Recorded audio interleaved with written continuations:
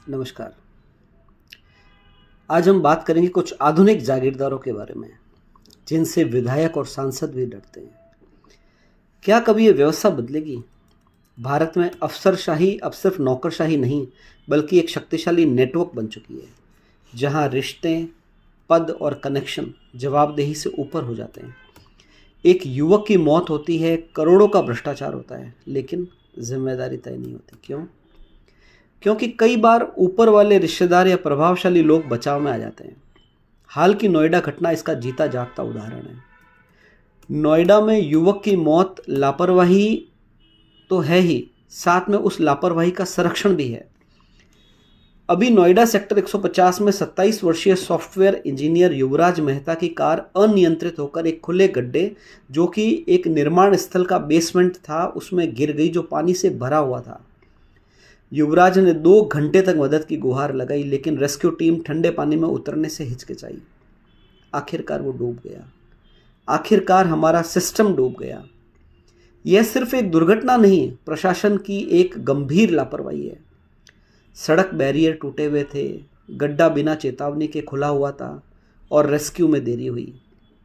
CM योगी आदित्यनाथ जी ने Noida authority CEO Lokesh M को हटा दिया और एसआईटी गठित कर दी, लेकिन मुख्य जिम्मेदार जिला मजिस्ट्रेट डीएम मेधा रूपम पर कोई कार्रवाई नहीं हुई।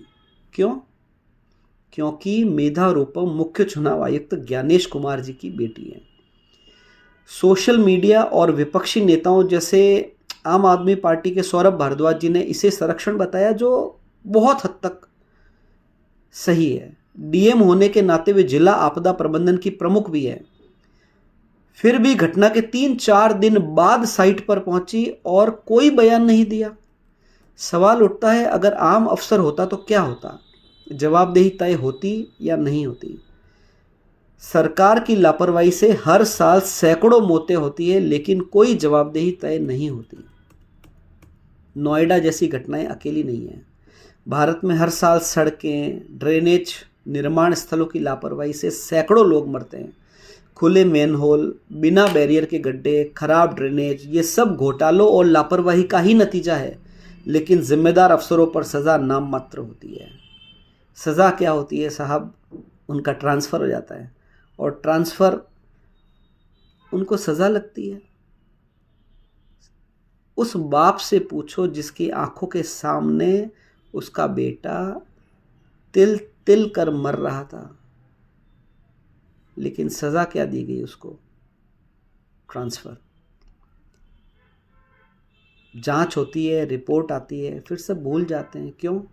क्योंकि सिस्टम में जवाबदेही की कमी है, खासकर जब प्रभावशाली रिश्ते शामिल हो।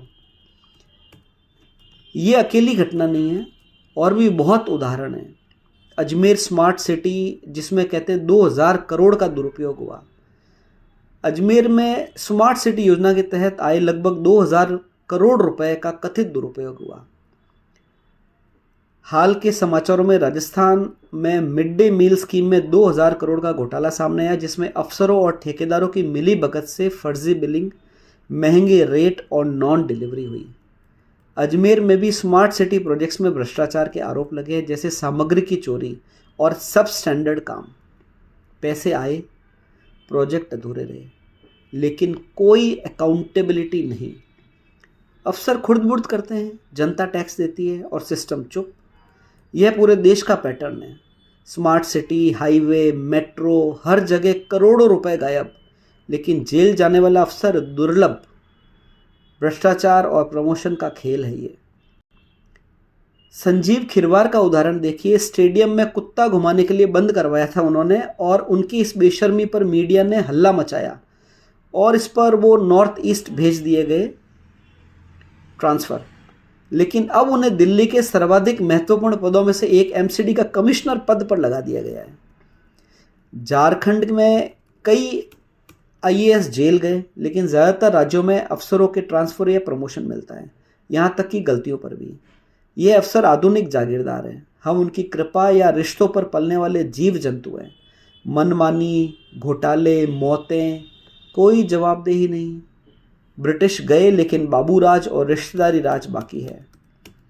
बदलाव की ज़रूरत है, समय आ गया है कि हम सवाल उठाएं, क्यों रिश्ते जवाबदेही से ऊपर है? क्यों मौतों पर सिर्फ एसआईटी लेकिन सज़ा नहीं? क्यों हज़ारों करोड़ गायब होते हैं लेकिन अफसर सुरक्षित रहते हैं? पारदर्शिता, सख्त कानून और असली जवाबदेही लाइए, वरना ये व्यवस्था हमें और कुचलती रहेगी।